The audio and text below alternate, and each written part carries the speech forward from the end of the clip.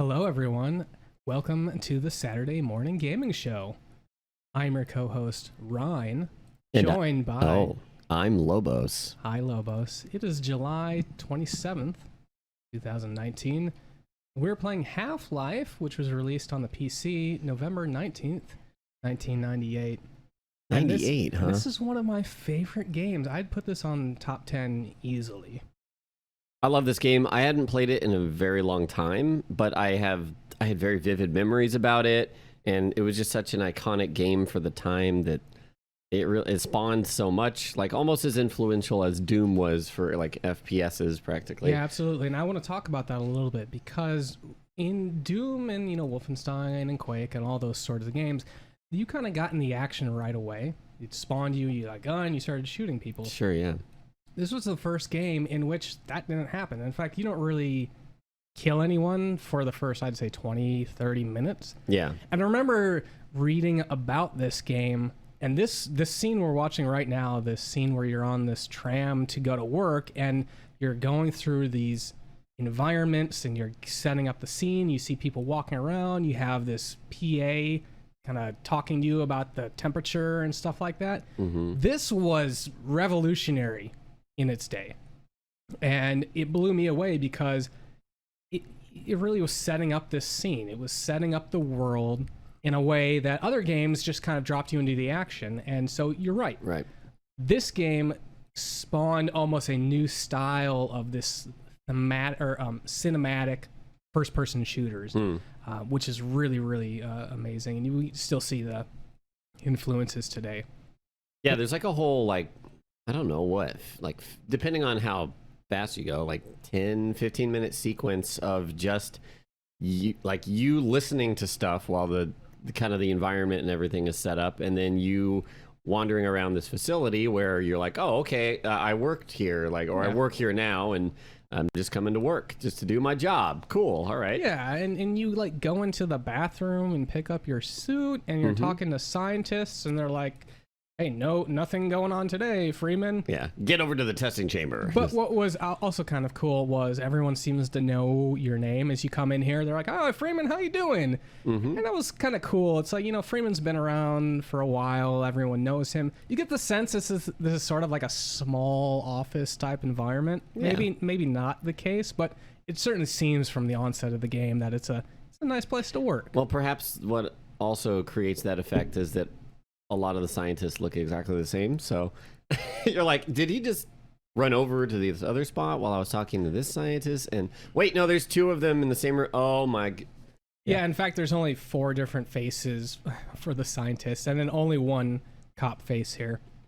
By the way, the the cop we saw at the very beginning that was letting you out of the tram was Barney. Oh, that's the Barney? That's Barney, and he makes so you play as Barney in Half-Life Blue Shift, which was the second expansion for Half-Life, but he's also in Half-Life 2 as a more realized character. Right. A little bit of trivia there for you. Right. And so after getting off the tram and everything, you go get in your suit, and then you hop on over to the testing facility here. And the idea here is that they've secured the purest substance they've seen in forever, right? So they've been doing tests on various materials, and they're like, this is the purest sample we've got. So we're gonna really increase the, amplitude of the test to make sure we get the results we're looking for. And little tiny glitches are happening as you are approaching the testing chamber, like a little computer console kind of fizzles out, and people are like, oh, we see this weird thing, but it's nothing. It's nothing. Yeah, and guess what? It's actually a whole lot of something here. And what was this? You said there was a term. Yeah, so you what? push the crystal into the beam that's coming down, and it sparks this resonance cascade here. Oh. And so let me see if I can pull this up. So basically the way that this works in the Half-Life world is that when excited by specific forms of energy at a correct frequency, it will resonate these materials. And so in this particular case, the crystal that you resonated was strong enough to open a portal between Zen and Earth. Zen being the alien world that presumably they've been I guess trying to explore for a while. As we see later on in the game, there's test subjects, so it's very apparent that they've had kind of contact with them. Yeah.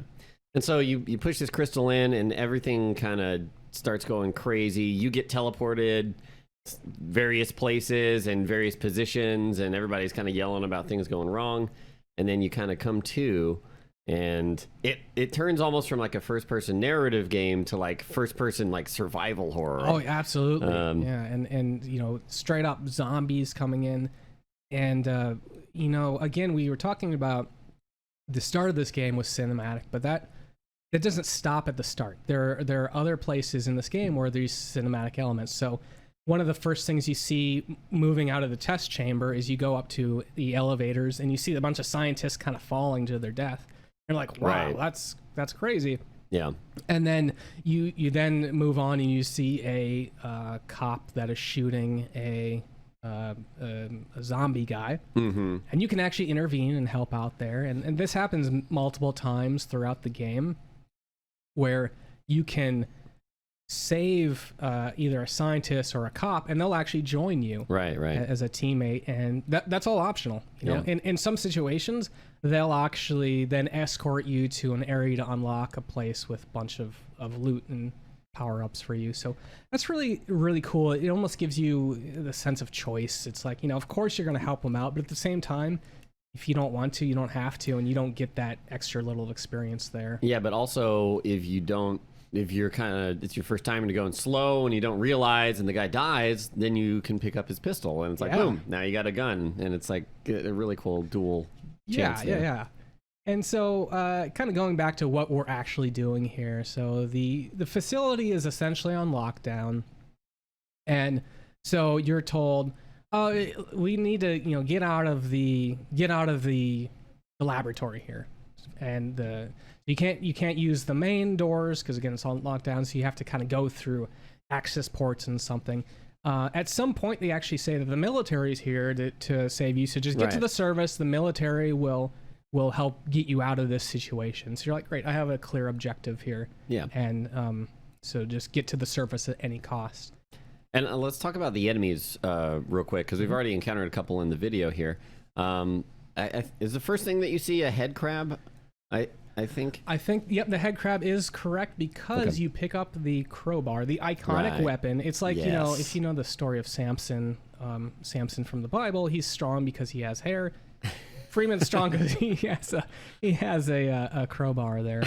And so that's, you know, that's always a momentous occasion in the Half-Life games, like Half-Life 2. I know they like throw it to you, and that's a big deal. Yep. This is like, you know, your mainstay there. So you get the crowbar and you get to kill a head crab, and then you see a zombie, which is actually just like a humanoid creature with a head crab as a head. Right. That little detail is really, really cool. Yeah. And the head crabs are basically like face huggers from Aliens, where they just jump on somebody and then it seems like they have control over them, or just kind of, convert them either way. Yeah. Yeah, and one of the areas we just passed that I wanted to talk about, because I think a lot of people will remember this, is there's a bunch of boxes that are suspended by a crate or a cable. Right. And you have to sort of jump on the boxes to get from a higher level down to the lower level.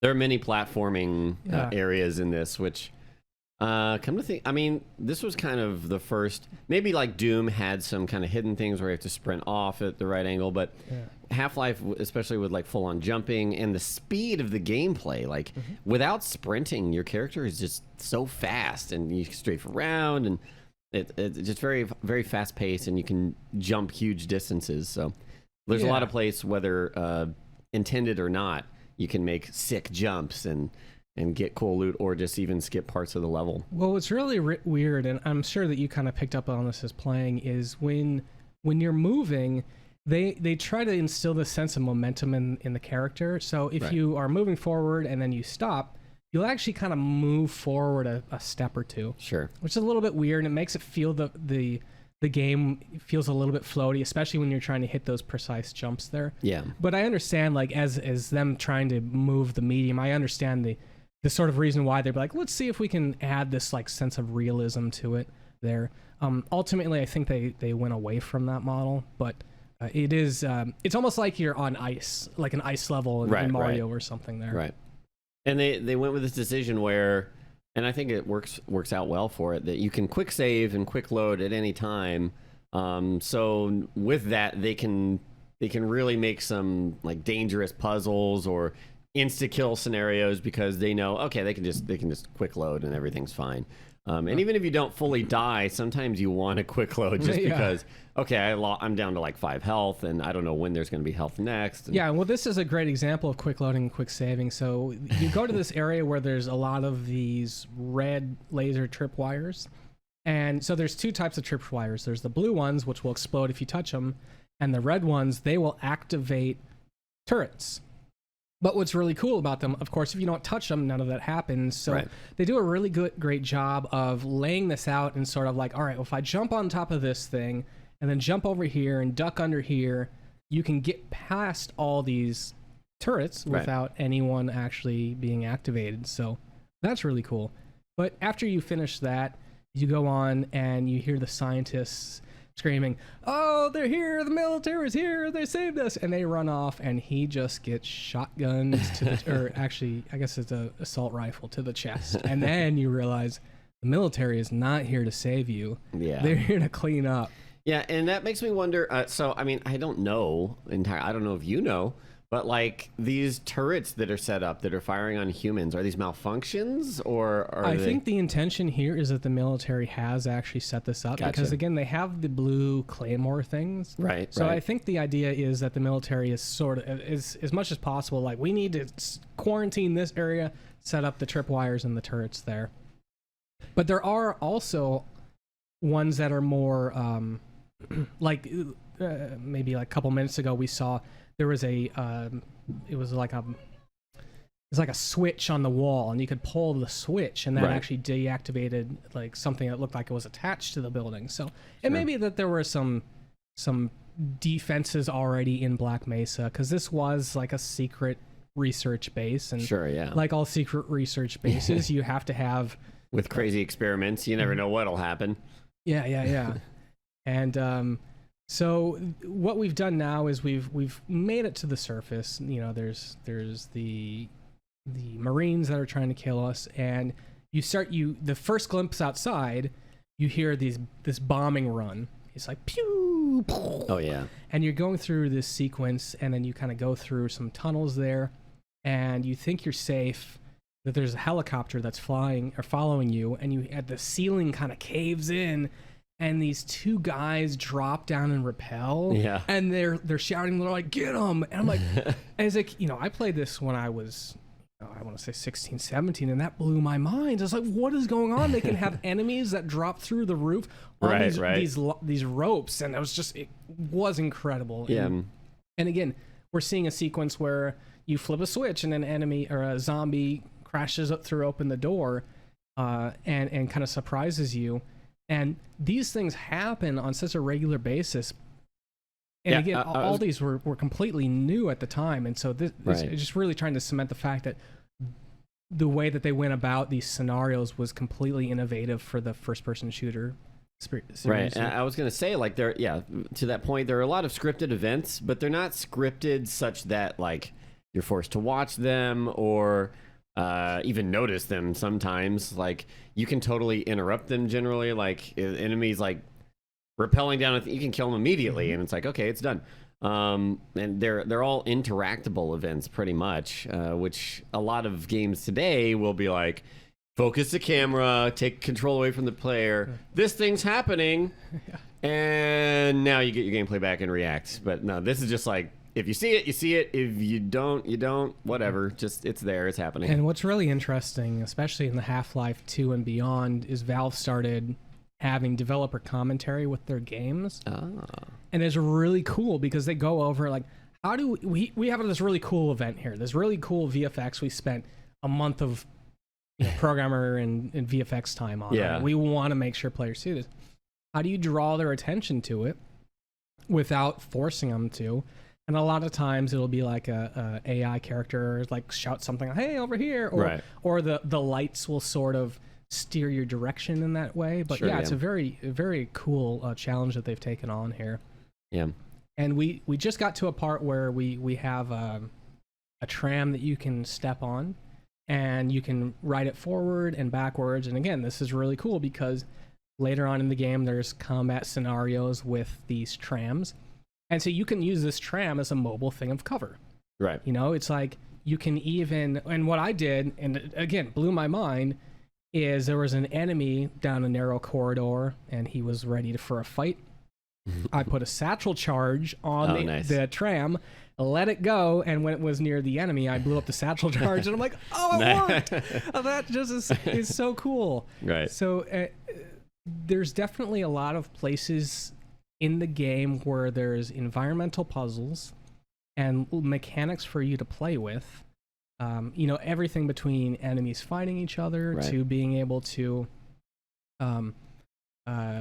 you know, use the claymores, the explosive claymores to your benefit, like get a guy to follow you and then duck under a claymore and he runs into it. Right. Or even activate the automated machine guns. There's just a lot of ways that you can almost play around with every combat scenario. Yeah, and they give you a lot of things in the environment, tons of like exploding crates and barrels, and you can just be like, okay, there's a barrel, and where's the next group of enemies, and then lure them back and then take care of them that way.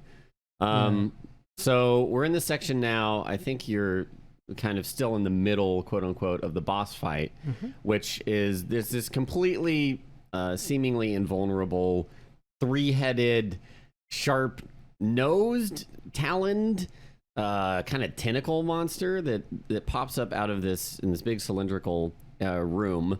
And I don't know if I think they mentioned to you that it can't hear, or it can't see rather. Yeah. So you need to like sneak around it, and if you step or if you shoot or something like that, then it'll notice you and kind of turn towards you, and it basically just slams into the ground over and over and tries to stab you with its beak.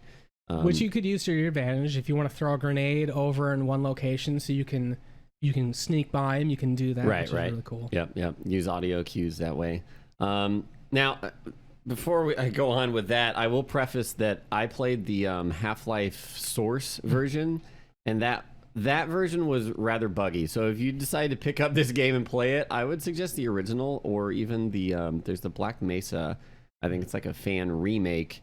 It's not completely done, but I've heard good things about it, and the Source one there were a lot of spots that were kind of buggy. Interesting. But I hadn't played it before. I played the original, so I wanted to see what the Source was like.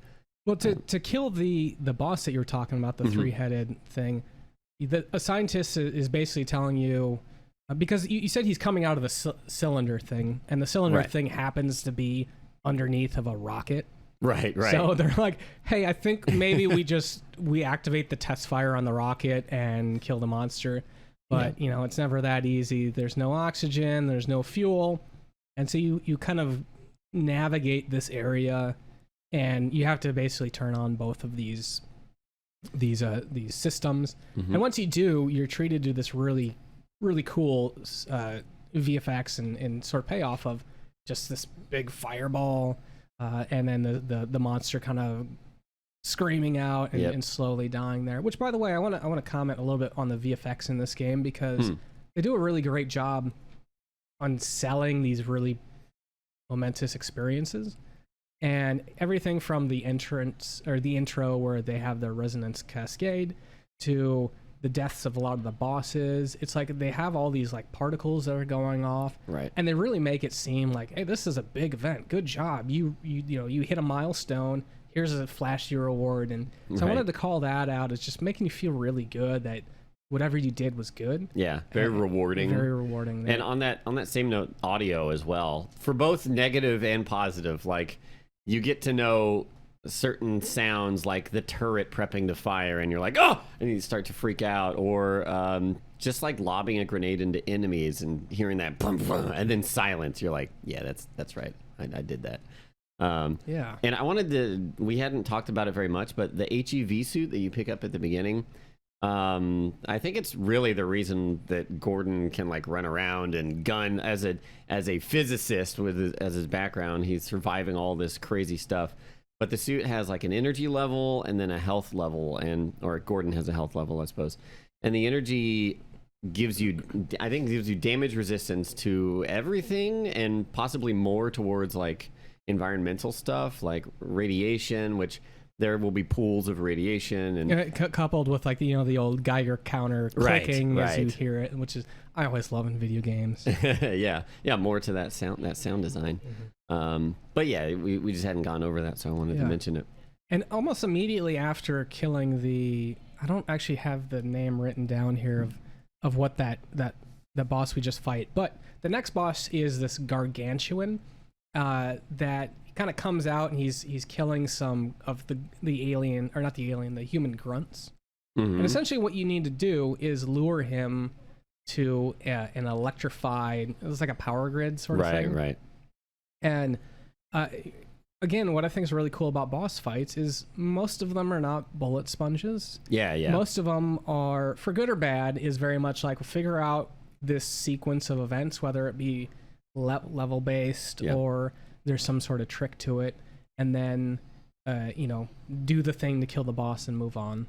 Yeah, and there's not too many of them to the point where you're like, ugh, another gimmick, like this and that. They're pretty sparse. But yeah, you'll run into them kind of later, and they might not necessarily block your path. They're just kind of there to bug you, but it's I don't know, cool to see it in a different setting there. Yeah, and then after that, you go on this rails, the level on rails again, which is really cool. But before you get to this level proper, you meet a security guard, and he tells you, he's like, hey, the scientist told me to give you a message. You have to launch a satellite, which I don't think they really explain why, but they said that the satellite is going to counteract the effects of the resonance cascade that happened. So you're like, great, I have an idea of what I need to do. So let's ride the rails to do so. And this is almost a non-linear level. There's a clear path you're supposed to go, but as you're going down the rails, there's a lot of these switches you can hit, which redirect where you go. And I think when you think about it conceptually, I think it for me, it's one of those levels where it seems like it could be very painful. We're like, oh, I got to figure out how you connect these rails onto these rails, and it's not that bad. It's mostly straightforward, but it does give you a little bit of freeform gameplay where you're like, I'm gonna get off the tram here and then go kill enemies there. I just like the scenario that just happened on the video. So what just happened there, Lobos? Well, so you ducked under these claymore mines because they're lasers, and as long as you don't touch them, you're fine. So you were like, well, save some ammo, duck under. And then ahead of you, there are some red lasers, which indicate, hey, there's going to be some turrets nearby. And you kind of cautiously make your way forward to observe, but then you get too close to a turret and it triggers, and so you immediately abandon ship, turn around, and whoops, there's some claymores and explode. There's a lot of situations like that. And again, I left that in purposefully because I like that because that's the type of fun that it doesn't feel cheap. And I think that's one thing I can really applaud the game for is the deaths here. You're slapping your head, you're like, I'm an idiot, but also that was a cool scenario. Right. And it was totally your fault. And again, like, there are some difficult parts, but with the save auto quick load and quick save, like, it really makes it less painful and kind of more, unless you're getting really frustrated, a little more humorous. Like, when I die, I'm just like, oh, I blew up. Okay. Yeah, and there's definitely scenarios where there are clear ambushes there, but they always give you a clue. And again, there were some games in the past that would sort of like gotcha moments where it's like, I got you, save and reload because you didn't know that thing. And there was no way for you to know that. But like in Half-Life, it really helped enforce that, like, well, if you're careful and you're observing the environment, you're going to pick up on these subtle clues that you might not know what they mean immediately, but be on your guard, start being more cautious around here and kind of look around everywhere because there might be something here that's going to ambush you. Yeah. So we're still on the rail sequence here on the tram. The cool thing about the tram is you can have it go forward, you can have it go backwards, and you can control the speed as well, and it goes pretty fast.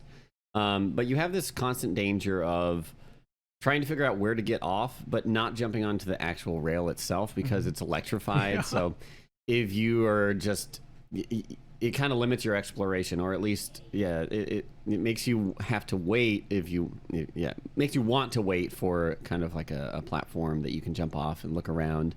Although they do have very skinny, like guide rails. Yeah, kind of like guide rails jutting out that you can actually jump on and run around with. So on occasion, if I knew that I had to backtrack a bunch or something, I just wanted to leave the tram where it was, I would jump on the side and just run around. Yeah, and so when I was talking about scenarios, this is a perfect example. So let's watch this here. But what's happening here is you run up to the, you have your tram, and you see sort of a branching path. You see going forward, there's an elevator for the tram to go up, and to the side, there's an elevator it's just you to go up. And so I'm like, well, let's check out the side elevator first. And you go up there, and there's explosive boxes. Right. And so I'm like, oh, this is brilliant. Throw a satchel charge on the elevator. Send the elevator up, explode the satchel charge, which explodes the explosive boxes, and that's really rewarding. So once you do that, you jump on. Ultimately, you do need to take the elevator up with the tram. Right. And so once you get up there, you'll see there are blood stains all over from the enemies you killed, that they set an ambush up for you. And so this is one of those scenarios where if you're going up this elevator, they would be able to shoot down on you and really kind of wreck your day. Right. But you feel like you got the advantage, and that's just such a great feeling there. And for me, I went up the elevator first, and then I was like, oh man, so I killed all the guys, and then I found the boxes. And the way I did that was I threw a grenade between this little gap in the boxes and then hit the button as the elevator went down, and that worked out. That's awesome. But I also tested my crowbar first to see if that detonated them. It does. It does. Okay. It's a very unstable material there to blow up by getting hit with a crowbar there. So we're just finishing up on the rail level here. You kind of have one last scenario where you have a very long narrow corridor, and there's a grunt that's got like an RPG he's firing at you. And so it's pretty easy to dodge. You just kind of let the tram go and duck below, and he will just shoot over you. And so that's pretty easy. And the next thing you do is you're making your way, now that you've exited the rail system, you're now kind of outside again, and you're making your way to I guess it's like the control station for the satellite. And you sneak up on some enemies, and the grunts are kind of chattering. They're like, well, if I see Freeman, I'm gonna kick him in the head or whatever. and then of course you just throw a grenade at him and kill him. Right. The funny thing is about the grenades though is it's almost like he's throwing a shot put, because he kind of he's and I feel like the grenades are like, you can throw it 10 feet at most. I just didn't feel like they flew very far there. Yeah, but you have to look really high and then like try and angle it like that. But even still, they're not super. They don't have too much distance on them. Yeah. And Gordon's a physicist. He's not a baseball player. Right. So it's he can do the math for how he needs to throw it. But then that's exactly right. I'm sorry, you got the angles there. So, and again, as you're going up to the control tower here, there's 3 more tripwires that are wired to explosives. And there's a conveniently placed steel box to the right of the steps there. And so, again, a really cool little physics puzzle, which Half-Life 2 really leaned into physics puzzles, but you can sort of see the start of their thinking on Half-Life 1, where some very, very light physics work there. Yeah. And here they give you this cool environment. You can more kind of immersive stuff where you see all these consoles. Like there's this holographic image of a globe. So you're just like, man, what was going on here? They got, I guess this is their satellite launch facility where they monitor all that stuff. And then you get to, I remember this very clearly from the first time I played it too. You get to launch this rocket and you get to watch it go and lift off. And as soon as you see the bottom of the rocket, the entire screen like goes white because you're like, oh, I'm blinded. And I just remembered always, look away. Yeah, but once the rocket's up, they don't really tell you what you're supposed to do. There's no PA system that's like, rocket launched. Oh, by the way, I want to talk about the PA system because I love the voice. So first of all, a little piece of trivia there is that both the HEV suit and the the PA system, and even the Marine grunts, all of their dialogue is voiced to single words, and so they can string together all sorts of sentences, all sorts of things. Which is why you hear it's sort of like weird enunciation on behalf of the grunts, where they're like, "Get Freeman," or something like that. But I love the PA voice because it's sort of like this. I don't know how to describe it. It's like a distorted. Yeah, it's just like that. It reminds me of like the Star Fox voice when like you would start a level and it would be like burp, burp. Like I don't know. It's really cool though. Yeah, it's very like deep and muffled and kind of like staticky a bit. Mm-hmm. But it's like cool. I always think the phrase that always comes to mind is always like access denied, and it's just really distorted. Now I want to talk about this one scene here. We took the railroad and we basically jumped our train off the tracks into some water there. Heck yeah! And we go to this scene where there's a new weapon, the crossbow. By the way, we haven't talked too much about weapons. We could talk about it a little bit more, but we do get the crossbow here. But it's in a shark tank that's suspended over water, and so it's like, why wouldn't it be? Okay, I know what's happening here. I'll play along. So you jump in the shark tank, and of course it falls into the water. And let me see if I can get the official name of the creature here, because I do have it written down. But it's like a shark type creature. Here it is. It is called the ichthyosaur. That's like I'm glad you pronounced that instead of me. Well, that's an actual that's an actual prehistoric beast, I believe. Did anybody live in the prehistoric age? No. So I think they just like stole that name. But yeah, this thing is like. So I actually found a pretty cheesy way for these guys. If you just have your crowbar rather, and you just constantly swing it, he'll run up to you and then get hit, and then he just gets stun locked all the way dead. Yeah. Even here, I kind of just use the crossbow, and his I wouldn't say that he survived being an apex predator, because he certainly didn't seem very very challenging there. Yeah. Now I remember watching you play this part on stream. So there's a sequence where there's a catwalk, and then in front of you there's sort of two doors. There's one that has electrified wire over it, and that's like the clear way you were supposed to go if there wasn't electricity. And then there's like a hole in the wall there. Right. And so you can actually jump through the electrified thing, and you take a little bit of damage, but the intent is you're supposed to kind of crouch jump through the small hole to the wall there. Right. And I think that leads to the generator room where you turn off the power, and then that wire is not electrified anymore, and you can just move on through. Yeah, and then ultimately you get moved through this room, which is, I guess they're like pistons that are going up and down. I don't think my pistons were active when I did this. I don't think they have to be, because there are boxes on the ground that you can use to sort of physics puzzle your way up. There's a ladder nearby there as well. Interesting. So yeah, that's really cool. I didn't realize that you could do this without activating those pistons. Yeah. So there you go. So about the weapons, let's see, what do we have so far? We've got the regular pistol, a very iconic one. You got a 9mm pistol, which is what the security guards will use. Sure. We got the crowbar, of course. We got the Colt Python, aka the 357 Magnum. Yeah. Which, by the way, we had a poll over on the Saturday Morning Gaming Twitter, and you folks all unanimously, I shouldn't say unanimously, but it was unanimous. So 57% of people said they liked that weapon the best. Magnum. It's a good weapon. It's a good weapon. It's got tons of damage, good range, and high accuracy. And what more can you ask for? Yeah. I personally, my favorite is the crossbow, because you can zoom with it. I love sniping. It is a projectile, so if the target's moving, you have to like lead it. But I just love how it like.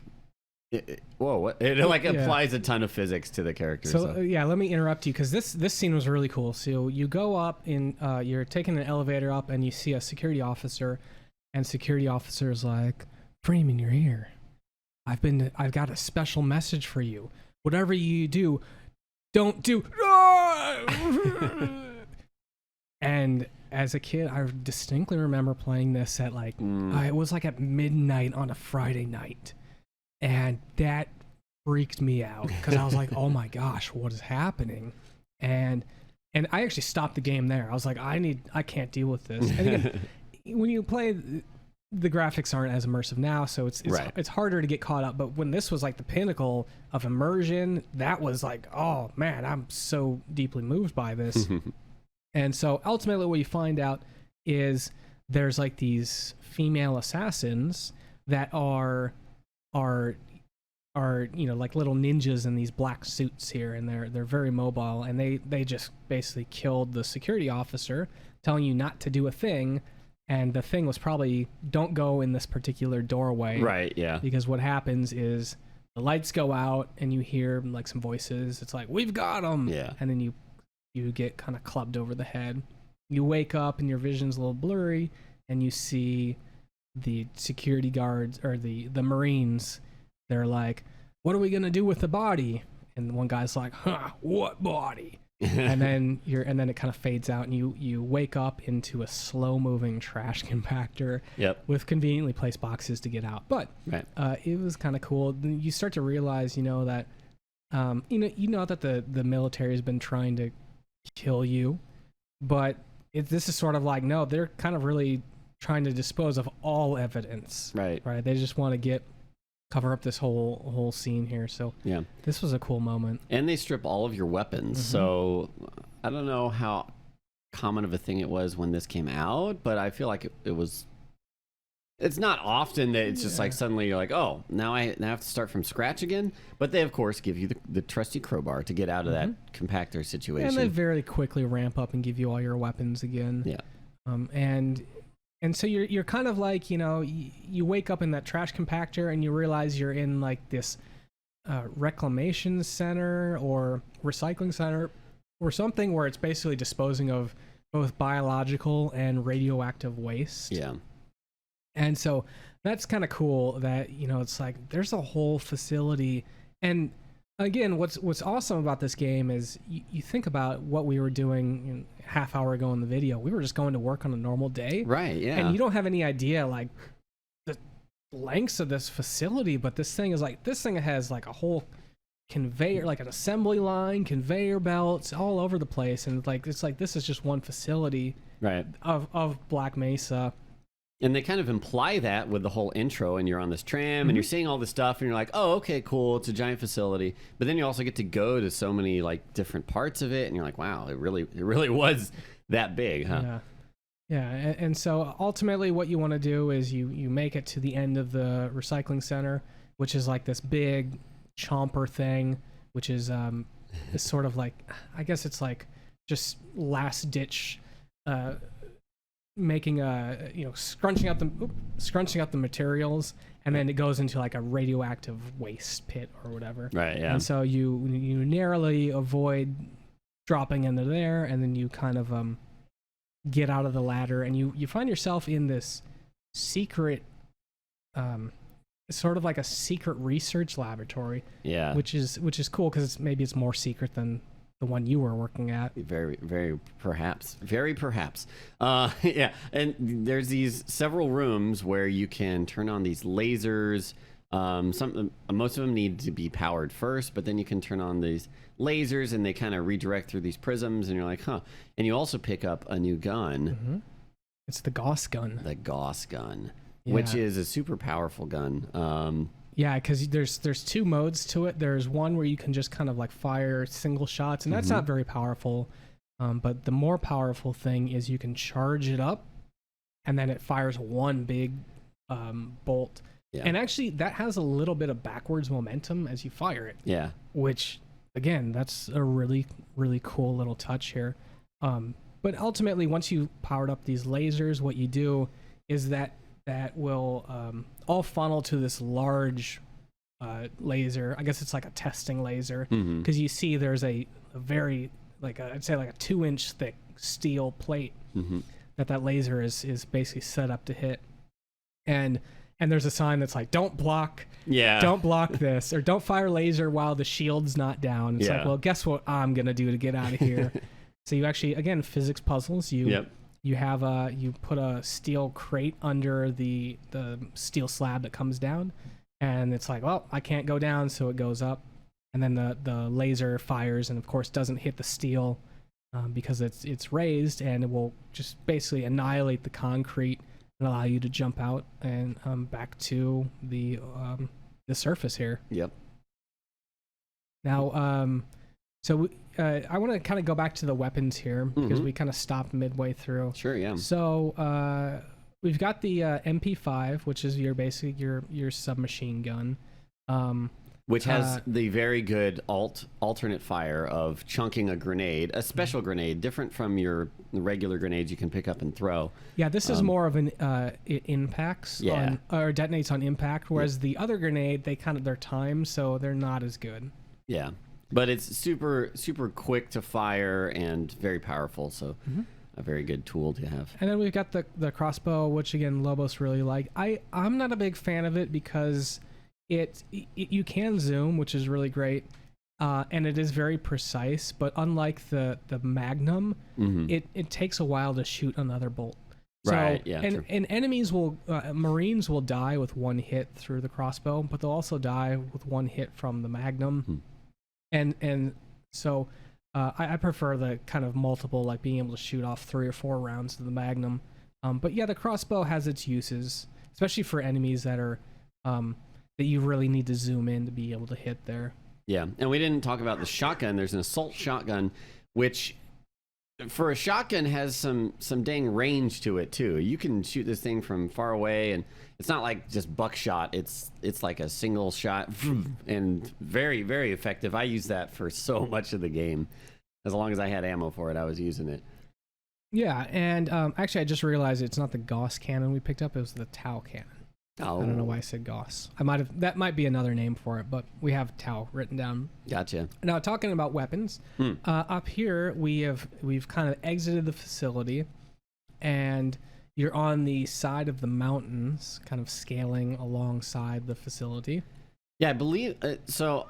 Correct me if I'm wrong. It looks like there's a part where there's like a big kind of dam, and you have to sneak your way in, and it's almost like you're now infiltrating like a military facility, and so now you're surrounded by enemies, and everything's kind of a danger zone for you, as opposed to necessarily just trying to get out and escape. Oh yeah, absolutely. Yeah. And so this is another indication. You pick up a rocket launcher, and an attack helicopter comes out. And the rocket launcher is pretty cool though, because there's 2 modes to it. There's a dummy fire, which you just fire and it goes in a straight line. But there's a more useful one where you sort of paint a reticle on what you want to hit.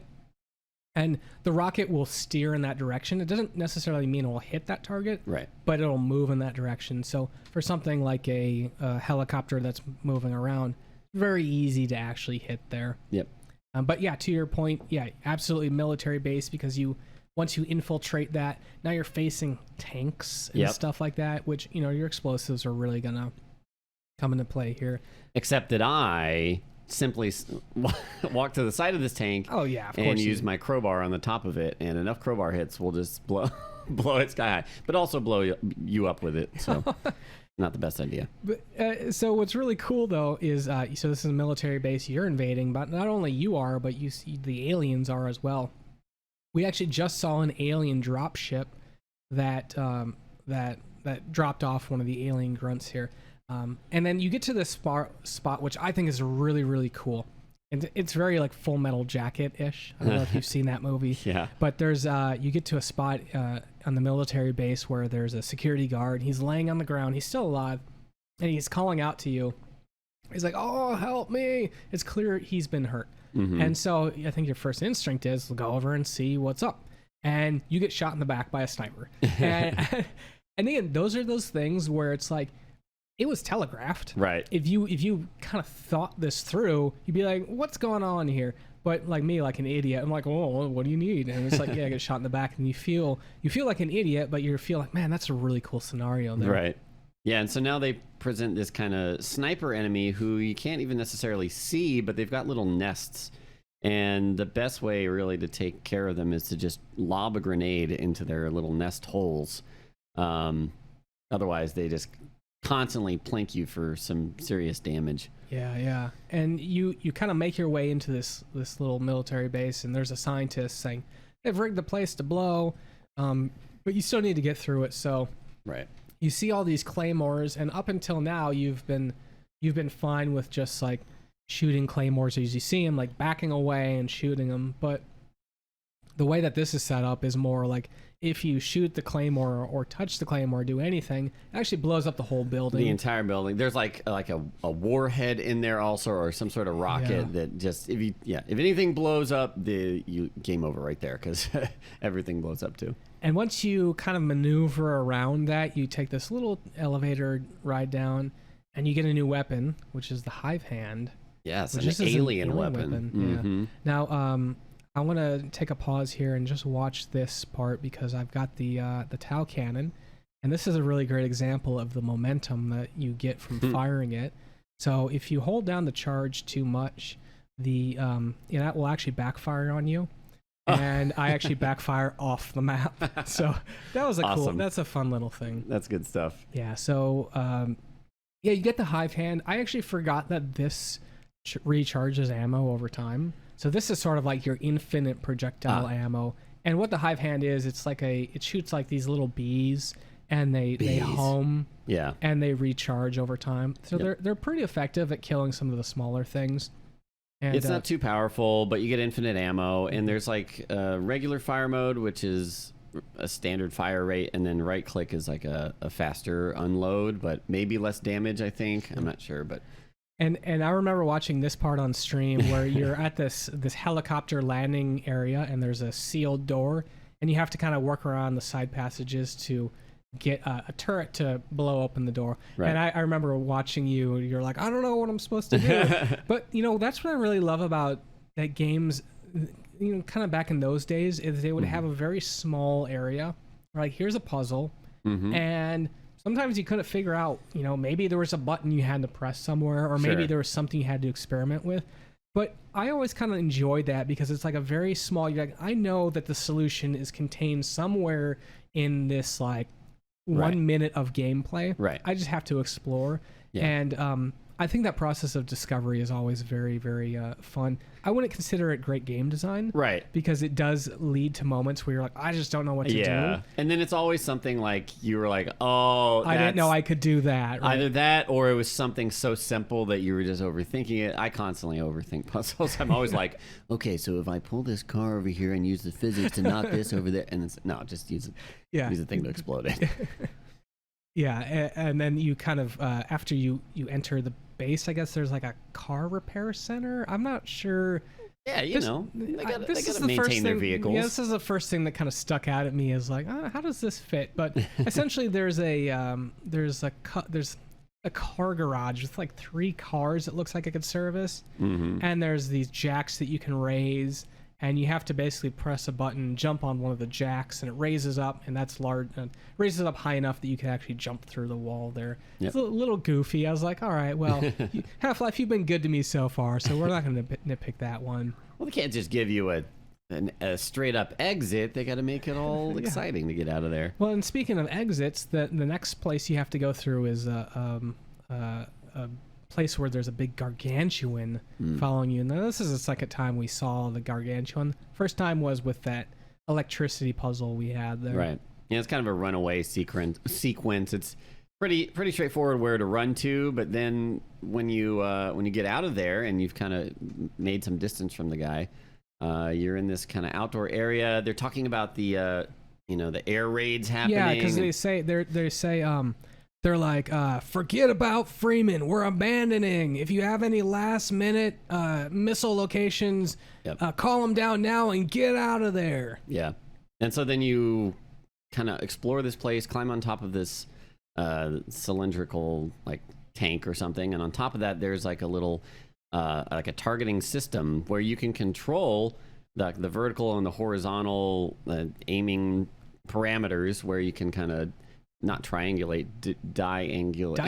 I guess it would be biangulate. Yeah, I don't know. A position for airdrops. Yeah, because you have like sort of a rough approximation of the terrain around you, so you can kind of be like, all right, well, this is, I think, I think this is the place where the gargantuan is. You drop the airstrike on it. Yeah, and I think I tried that for a while before I was just like, I can just blow open the place that I need to go, so I'm just going to do that and keep running. And also by this point, like we said, there's aliens kind of invading everywhere. There's also these little pustules on the ground that act as a little jump pads. Yeah, trampolines. You just run over them. The physics on them is kind of wonky, but generally if you step on them, they'll launch you into the air. And yeah, I agree. I had weird situations where it's like you step on it and it just activates so you don't go anywhere. Like I felt almost you almost have to like jump with it. I don't know. I couldn't figure out like reliably 100%. So I'm like the 80% of the time I use it, it works. That's good enough for the needs of this game. And after that sequence, you enter another facility, again, where you kind of need to enable power or oxygen or airflow. What you need to do is you have to get to the top of the building, and the only way to do that is to flood the reactor cores. Right. Because that will then open up it either opens up a passage or allows you to swim to the top of the thing. Yeah. And so there's two pumps in kind of opposite areas there. And so, you basically go to the pump, you flip it, of course, monster closet, which is basically you flip a thing, monsters jump out and try to kill you. Spawn in, yeah. Yeah, and so because they're just teleporting in from Zen at this point. Yeah, and so you really get the sense that this portal is just like completely unstable if they're able to freely port over here, and actually kind of makes me wonder thematically what the range is on the area of effect of this ability to portal. So what I mean is, could we be in like Australia and aliens porting over there, or is this like there's something special about the military base, and so only this place right now aliens can teleport in, but maybe over time it expands its area of influence? I'm not sure. Yeah, you never know. It could go deeper into the lore in a way where somebody has control on the other side, is actually teleporting them in on you. You never know. Yeah, well, you do at the end of the game. You do have some hints that the G-Man. Actually, we should talk about the G-Man, but let me finish that statement first. The G-Man kind of has employers that have sort of set up some of this stuff here. So throughout the game, you see, actually at the beginning of the game, you see the G-Man, but throughout the game, it's a G-Man. He whether that means government man or some people say Gordon Freeman. There's a lot of theories on the internet about that one. Anyway, he kind of is that like, really typical government conspiracy type guy where he's got the black suit, very, he's middle-aged, like, 40, 50, gray hair, slick back. I would say it's more of a navy suit. Okay. Isn't it blue? Isn't it blue? It might. Yeah, we'll see. We'll have to check our eyes on that. In any case, he speaks with like a really weird cadence. Yeah. Can you imitate that? For the free man, I talk like this, and it's like his inflections all over the place, and it's kind of unsettling, and like, what's with this guy? Is he okay? But you actually you can see the G-Man in 9 times in Half-Life, and so I might just read some of these. So like when you're riding into the tram, you can see the G-Man, and he's standing with another scientist. Later on in Anomalous Materials, one of the levels, you can see him arguing with the scientist. And then like on this level right here, we just saw him. He kind of was on the other side of a door. You could see him through the glass, and he walks through a teleporter. Yep. And so and he shows up in numerous times, kind of like off camera, in sort of like almost secret areas as like little Easter eggs. But he's always watching you, and so this is very creepy. Yeah. And so, but when he walks through that teleporter, you're like, okay, I kind of see he knows about this technology. They're using it, and that's why he's able to sort of like pop around, look at you, move on. Yeah. But kind of talking about the teleporters here, there was a room a little bit earlier, which was an optional room. Essentially what it was 2 doors. There was a teleporter in one room, teleporter in the other room. You can only open one of the doors. And so what that does is you open the door and you go into the teleporter, and it teleports you to the other room. And so it's a very safe way to like teach the player they are this is how a teleporter works, which was cool. And in fact, they kind of use that similar mechanic in Portal 2 to sort of like teach a player like, okay, we're going to teleport you to a familiar place so you know, oh, this is a teleporter. But that's actually an optional thing. You don't have to go through that. Later on, there's these teleporters you have to go to because there's this like spinning it's platform. a pain. Yeah, there's all these platforms that are spinning, and there's multiple teleporters, and each one goes to a different place. And like one will lead you to a secret area where you get some things, which is cool, but others will just completely reset your progress. And it's just one of those kind of trial and error puzzles that you got to teleport your way through and deal with timing and everything. Yeah, and some of those teleporters will give you access to secret areas where it's like, here's a bunch of ammo and equipment. And some of them are just like they will drop you to your death. Yeah, yeah. One or two of them is just insta kill. So then you kind of meet up with the scientists and a security guard, and they're talking about how they need to send you to Zen, the alien planet, and they give you an upgrade to your suit, which allows you to do a long jump. Which it's really fun to do this long jumps in Zen. Like, so Zen. First of all, when you enter Zen, you hear a voice. And it says, not another. It's sort of muffled and slurred a little bit. But I think when I go to try to, as we encounter them, I explain the voices you will hear here. But in any case, yeah, Zen was, I think, widely criticized by the players and critics alike that this is sort of like a really weak end to Half-Life. Yeah, well, like you said, the bosses that we had fought weren't really damage soaks or anything like that, sponges. But kind of the first big enemy you meet here is like this egg sac spider-looking creature that pretty much is just that. It's a damage soak, and you have to unload a ton of damage. And it spawns like little baby head crabs that attack you. They're really hard. But it's sort of, like you said, it's a damage soak, but it's a 3-stage fight. Right. And so what happens is you do enough damage, it'll crash through one of its webbings you can't get through normally. Right. And ultimately, after like the third time, it's the last stand of it, and so you just kind of, like you said, just shoot it until it's dead. Yeah. So it's not that interesting of a mechanic there. Yeah, the gimmick is more like you need to damage it enough, and then it will grant you access to the next area until it reaches its final layer, and then you can kill it for good. Yeah, and it's really weird because you're at the bottom of it, and the only thing you can... So you fall down to the bottom, and it's still above you, and you can shoot it, but the only thing it can really do to you is spawn head crabs. Right. And I don't know, it's not a great boss fight. Also, again, in Half-Life Source, this guy was completely bugged. Not completely, but like largely just didn't attack me half the time, so I was like, okay... and then when it dies, it does this huge explosion, which if you're close to kills you. And I was like, what? Okay. What? I mean, it's an alien. It's whatever. I get it.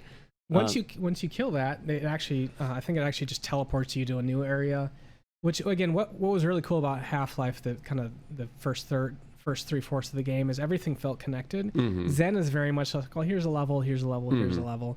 But it allows them to do this, to give you this vibe of like, almost that you're out in space, because there's like these tiny little islands, and you have to use the long jump to jump from island to island, and a bunch of floating platforms, and it's just a big platforming nightmare while there's a bunch of enemies that spawn and shoot at you.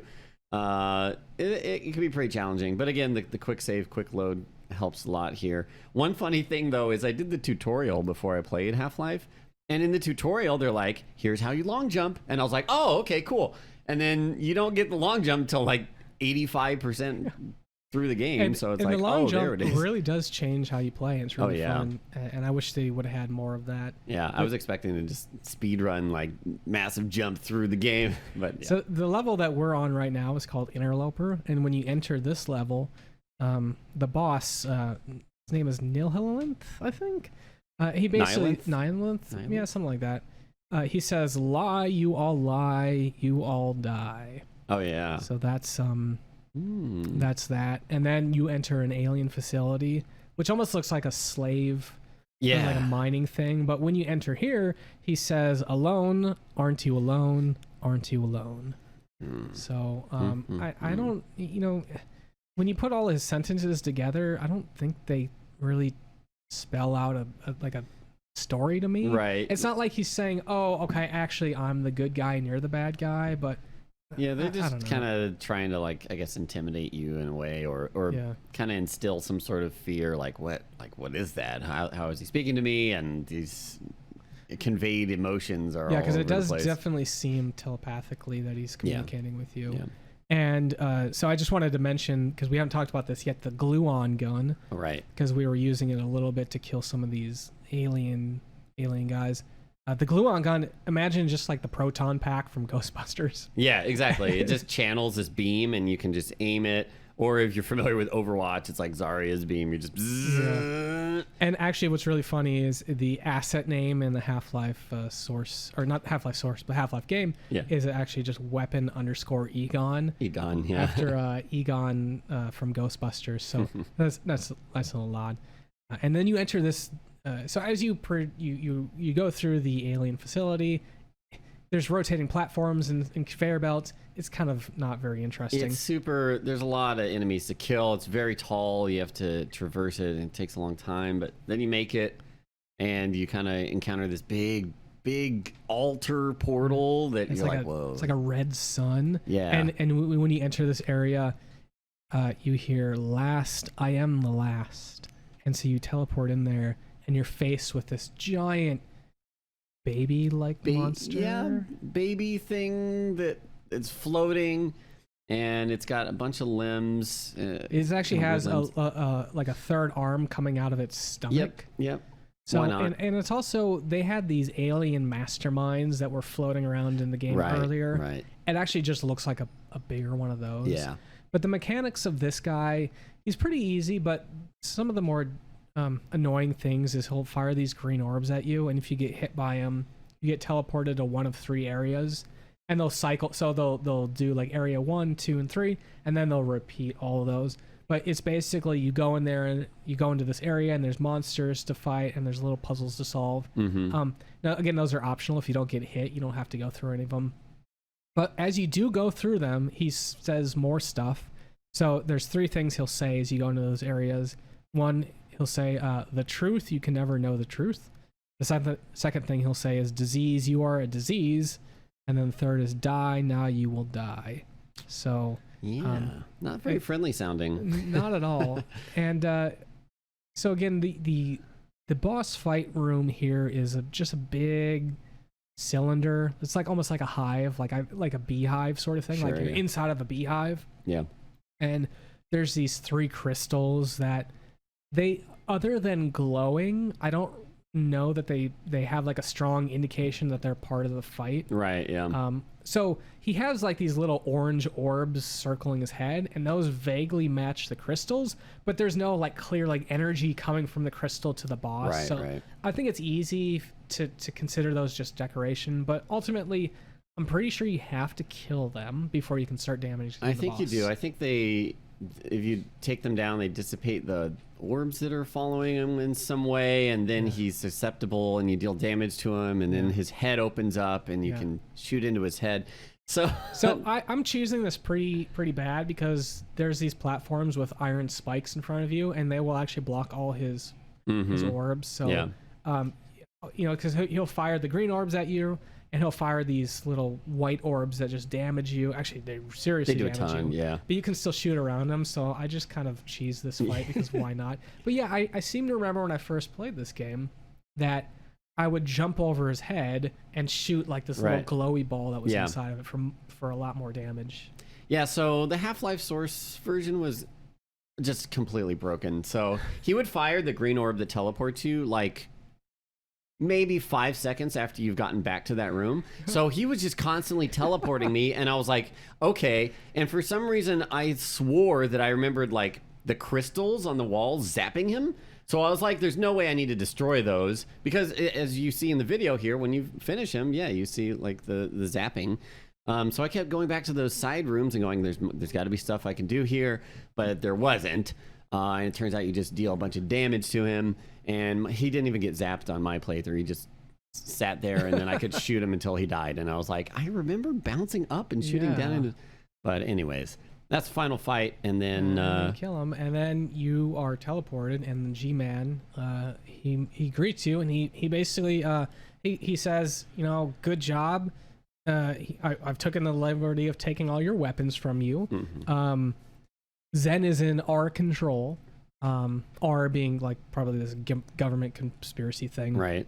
He also congratulates you on your handiwork. He's very impressed with the damage you've wrought. And he's like, I've recommended you for the job, a job to his employers, and you have two options. You can accept or... and then he's like, I can also offer you a fight you will not win. Right. And so I actually go through both of them just for the purposes of this video because I think they're pretty short. But basically, you're on a tram, and he's like, hey, if you accept, I'm going to open this tram door, and there's a portal. Just step into the portal. And if you don't, I'm going to assume you've rejected our offer.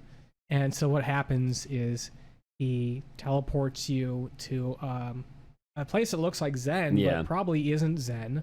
So it probably means that either they have another containment facility with all these aliens, or there's another planet like Zen that they know about. Right. I'm not quite sure. Yeah. But it's basically just like full of alien grunts. And again, with no weapons, you're just, all right. And the screen just kind of fades out. Yeah. And I don't remember specifically what it says on the text. I guess we'll find it. If it just says like you failed or whatever. But if you step into the portal, it just kind of just says like you're hired. So yeah, here's the scenario with the alien grunts. They're just standing and what does the text say here? Subject Freeman. Operation terminated. Yeah. Post-mortem. Observation terminated. Yeah. Yeah. So they just kind of dispose of you, and you're just like, whatever. Like, you won't help us, fine. Then you can't survive with all this knowledge. So. Yep. And then if you go into the portal, it just says, you know, subject hired, I think. Yeah, like status hired, I think, something like that. Yeah. And then it just cuts to the credits, and it's pretty sparse endings, but you know, it was kind of building up to it the whole way. So. Oh yeah. I don't think that needed a cut scene. I think again. Yeah. Having everything in game there was fabulous. It would have been sad to see a cutscene that was kind of laid on top of that. Yeah. So yeah, that's the credits of Half-Life here. Yeah. So fantastic game, and we also had some other people that completed the game. We did. But before that, let's talk about our next game. Oh sure, absolutely. Yeah. I hope you guys enjoyed Half-Life. So we'll be doing the next episode on was it the 10th? August 10th. August 10th. Yeah. And our next game is very near and dear to my heart, and it's a Mario, but it's, I would say, an underrated Mario. It's Super Mario World 2: Yoshi's Island. I love this game. I think it's come in more into popularity recently because one of the songs from it is like in all of these meme videos now. So like. It's like everybody knows that song, but they might not even necessarily know what the game it's from or they played it. But I love Yoshi's Island, and it means I get to play through it again. And yeah, very excited. Great. Yeah, so if you're interested in joining the Hall of Heroes, all you need to do is complete. You don't have to complete the special levels, just complete the game. Just reach the end credits. Hit the end credits and snap a photo with your name next to it and send it either to us on Imager or directly to our Twitter account, which is Saturday M Gaming, and we'll include you in the show. Yeah. So again, the Hall of Heroes is an opportunity for us to engage with the community. It's a bunch of people that have completed the week's game, this week being Half-Life, and they've just sent an image with a little comment that has maybe like their impressions or just a shout out or something, and we just like to display the images on air with the little message there. So Lobos, why don't you take us through the Halls of Heroes applicants for Half-Life? We had a bunch this time. Wasn't the most that we've had so far? Yeah, we had most by far. Yeah, awesome. So first up is Datenshi Senpai, who said, Here's my Hall of Heroes submission for Half-Life. Great childhood game. It was really fun to replay. Also great podcast, guys. Keep up the good work. That 1 HP left from boss fight, though. Oh, nice. Damn. Nice. Good job. Oh, I guess this is not moving this. Okay, boom. Splov1 said, I got hired. So we know which ending he took. Thank you. Yeah. Thank you, Splov. Nonsense Megia. Hey, Lobos and Ryan. Had a great time playing through Half-Life for the first time. Looking forward to the new podcast episode and the next game that's going to be covered. Congratulations. Yeah, that's awesome that you got to play through it for the first time. Thanks to, or I guess because we were doing that for the podcast. Tobunaga. There we go. My Mass Effect runs are based on Half-Life Opposing Force because Shepard needed a first name, and it totally fits the whole G-Man dropping people in to save the universe. Yeah, so interesting fact, the character in Half-Life Opposing Force, which is one of the expansions, is named Adrian Shepard. So, Shepard. Nice. Yeah. Shepard. Nice pull on that one. Yeah. Kihaku says Half-Life 1 is actually just Gordon Freeman's elaborate interview for his next job. Yep. It is, though, and that's one heck of an interview. Like, they don't really tell you what your salary is going to be, but you get to keep your life. Yeah, it's a rough one. Gaming Steiner. It took a while, but loved every minute. Lots of great memories of playing this with friends. Oh, great. Thank you, Gaming Steiner. Harotham. First time I actually finished it. Hope I'm not too late. You're not. You got it in. Yeah. Got it in time. And Brisk Mountain. Finally got through it. Thank you guys for giving me the motivation to replay these classic games.